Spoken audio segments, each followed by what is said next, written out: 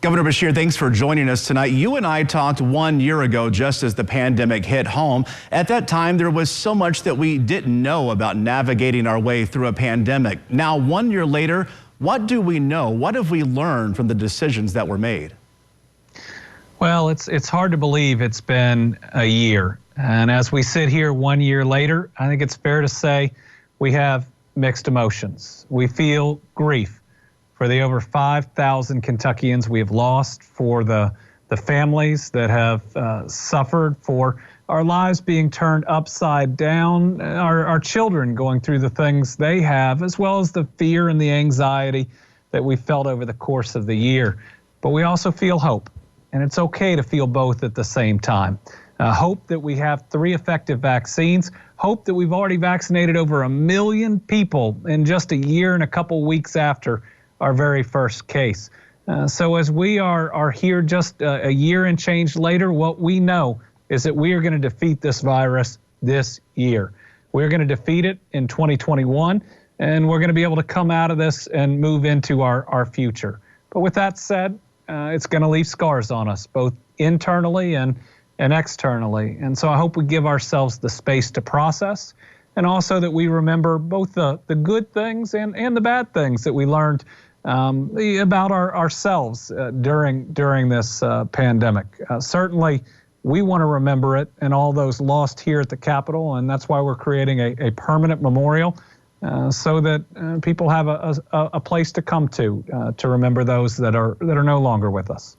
When we talked a year ago, many of my questions to you then were, should businesses close now? Should schools close now? Should the state close now?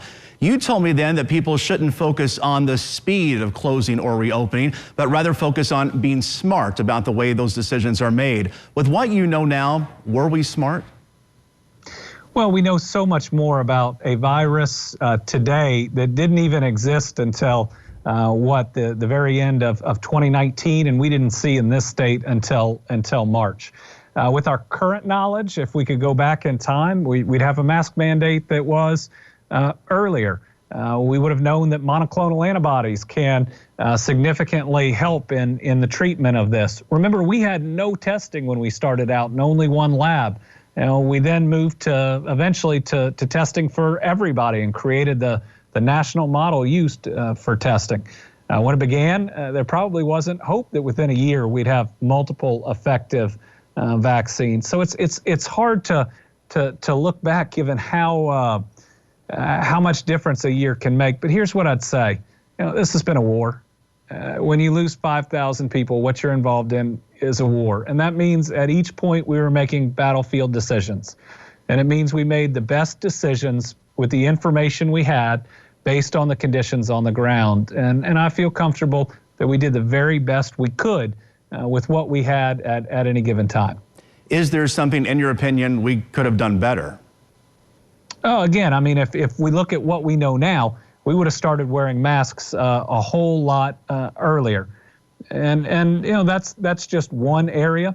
But where we are now is a more hopeful place. But again, the grief of losing over 5,000 Kentuckians, that's going to stay with us for a while. Yeah, you told me last year how difficult it was to have to announce the first case of COVID in Kentucky. Talk about your emotions that day compared to the day the first vaccine arrived in the Commonwealth. It was a day of uncertainty. March 6th of last year, first of all, was this beautiful sunny March day. It was this spring moment where you felt renewal, and you could even feel it in your bones, and I can still feel it now. And then that call came in, and it changed every part of our lives for the last year. I also remember reading the first death and every death that came after that. Hard, difficult, and knowing that our people were going to go through one of the most challenging periods we have ever faced. The vaccines, though, oh my goodness, are a type and an emotion of hope that is really hard to describe. When you go to a vaccine clinic, you see people crying tears of joy for a shot in their arm, and you see all these emotions flow out at the same time. I mean, think about the worry and the frustration and other things we've gone through, but also that joy of knowing that there's a better day coming tomorrow. And then thinking about, again, it's March and we have over 33%, I believe, of our eligible population, 18 and up, already vaccinated, with everybody, every adult who wants a vaccine being able to get it by May 31st. That's really exciting. Yeah, I want to ask you more about the vaccine. You pushed teachers to the front of the line to get vaccinated much earlier than many other states did. Why was that? Well, we wanted to get our schools back open. I'm a dad of an 11-year-old son and a 10-year-old daughter, and we could all see that while everybody was doing their best and while virtual learning was providing the very best education it could under the circumstances, that we needed to get our kids back in school. At the same time, I was not going to sacrifice the safety of our educators. These are people that already do so much, and they deserve the very best protection, being around so many individuals that could potentially be carrying the virus. So we made the call early on, and I made it while it wasn't very popular nationwide. We heard different criticisms from different places, but my commitment during all of this has been to do the right thing, regardless of its popularity. And then you see the rest of the country has followed us. It's even now become mandatory. But us being ahead means every school now is open or is set to be open, most of them 4+ days a week. I think it's benefiting our kids, but also the safety of our educators. In Kentucky's supply of the COVID vaccine increased with the arrival of the Johnson & Johnson vaccine. How much of a game changer was that, having a third vaccine available? It is a big game changer. It's a game changer both in the amounts that we're going to have, and we got an initial 36,500, and then it's been a trickle since, but it's going to really ramp up as we move forward. The agreement between Johnson & Johnson and Merck is also going to quicken the pace of that manufacturing. Being able to vaccinate people with just one shot is also a game changer. So different populations that are harder to reach, those that are homeless, those that are migrant workers, those that are harder to reach. And what we're seeing is a big demand for it. It's a huge game changer. It's got me really excited moving forward about how quickly we can get everybody else vaccinated. I want to ask you, Kentucky is expected to get just under $2.5 billion from the latest COVID relief bill. How do you plan to use that money, and could bipartisan politics derail those plans? Well, we're in talks right now with the General Assembly that I think are going fairly well. They have been constructive. We've met multiple times. I certainly think that we need to do two things with this money. Number one, create jobs, and number two, provide relief. So I'm looking at dollars going to water and sewer projects all over Kentucky. Infrastructure that desperately needs to be upgraded will save people money in not having to pay higher fees for water and sewer. And about $1 million going into water and sewer creates about 15.5 jobs every time you do that. So a chance to create a lot of jobs. It needs to go into broadband, the infrastructure of the future. We can create tens of thousands of jobs laying that fiber and become so attractive to companies from all over the world. But we can use these dollars to connect every home in Kentucky to high-speed internet. We ought to look at individual relief for those that earn the least amount and are struggling. Small businesses need help. Affected industries like tourism and hospitality need assistance. It's a chance to change our trajectory in Kentucky while helping out people that have suffered. So now's the time to be bold. The post-COVID economy is going to be different, which means we got a chance not to be 47th or 48th in something, but to be first or second. That density that people have been attracted to in LA or New York, that's not going to be the same moving forward. So let's use these dollars to position ourselves for a big, bright future, the type I want my kids to have, and I know all your viewers want theirs to have. Let's talk about the state's unemployment system. Many people who have lost their jobs during the pandemic have said that they've had a hard time filing for unemployment benefits. Some have called Kentucky's unemployment system a mess. Do you agree with that? And if so, what is being done to clean it up? So this is a challenge all over the country. I'd start with the fact that we have paid out record amounts to a record number of people, and we have approved more claims by percentage and certainly by the overall number during this pandemic than before. The challenges are it was set up to be a mean system. When they passed the laws that we still have to enforce, they wanted to make it difficult from the federal and the state level so people would quit. That's not right. In previous administration and previous General Assembly, cut 90+ workers, closed our regional centers in many parts of the state, cut our budget, and we have an IT system all this operates on that is pre-DOS and was put in the year I graduated from college. But with all that said, anybody who hasn't gotten help, who needs it, is rightful in thinking anything's a mess. If it doesn't serve you in your time of need as quickly as you need, listen, I get it. So we're going to keep working as fast and as hard as we can until we help everybody. Well, a lot of things have changed because of the pandemic, the way we attend church, going out to eat, watching movies at home instead of going to a movie theater. I want to ask you, what is something that has changed in your life that might be a permanent change even after the pandemic? Well, this last year has been tough and different on all of us. I can't count the number of times I've slept through the night on two hands, but I know I'm not alone in that.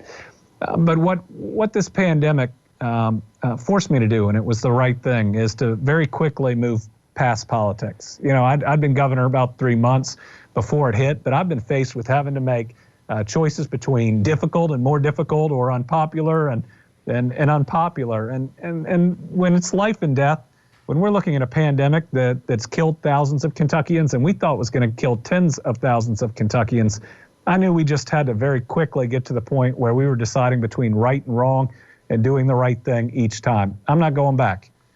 Each day I'm going to try to do the very best I can as governor and doing the right things, whether they are popular or not. And that's been, I guess, my calling in the midst of this pandemic. And it's how I want to make sure I continue to govern moving forward. Over 5,000 Kentuckians have now lost their lives because of the coronavirus, and you have asked Kentuckians to turn on a green light at night to remember those who have lost their lives. And I can tell you, I have seen several green porch lights here in our area. But you also want a more permanent memorial to the victims of the coronavirus. Talk about what you would like to see built on the grounds of the Capitol there in Frankfort. Well, those green lights are pretty special, aren't they? People have been lighting up their homes green for more than a year now. To show compassion. And I was just with a woman who lost her dad in the midst of this pandemic. And while it had been about a month, she was at a baseball game. And it was the first baseball game that her dad had not been able to come to see her grandson. And it brought all those emotions, all that grief back to the surface. And I sat and I listened. And I tried to share a little bit of that grief. There are 5,000 plus families going through that same thing right now. It's why our Capitol Dome has been green almost every day for a year. And every time I look out of where I live, here in Frankfort, I see it as that reminder, just like I see the 5,000 flags we've planted to honor them. Now, what we're looking for is something permanent right here at the Capitol, where people can take their kids or their grandkids and tell them about that special person that this pandemic took, but also tell them about the special people that fought to save lives and our healthcare workers, how we banded together, those green lights, the bells at 10 a.m., but living for each other, a rediscovering of compassion and our connectivity, the fact that every decision that we've made during this has impacted other people. I mean, we focus some on the negative, but we've had millions of heroes every day in the Commonwealth just by foregoing things that we used to like doing. And because of that, more people are alive than otherwise would have been. That's something special we want to remember at the same time that we grieve. And Governor, I will tell you, we have turned our entire set green in honor of this day. And finally, I want to ask you, 1 year ago when we talked, I asked you, what is the one thing you were looking forward to the most? You told me then, not having to announce the names of those we've lost to COVID on a daily basis. Well, we're not there yet, but in your opinion, are we getting there?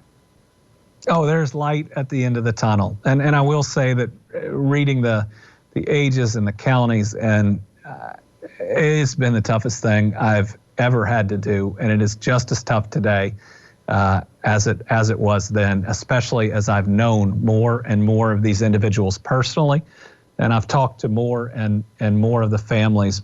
But it's okay to feel hopeful at the same time that is happening, because 3 effective vaccines.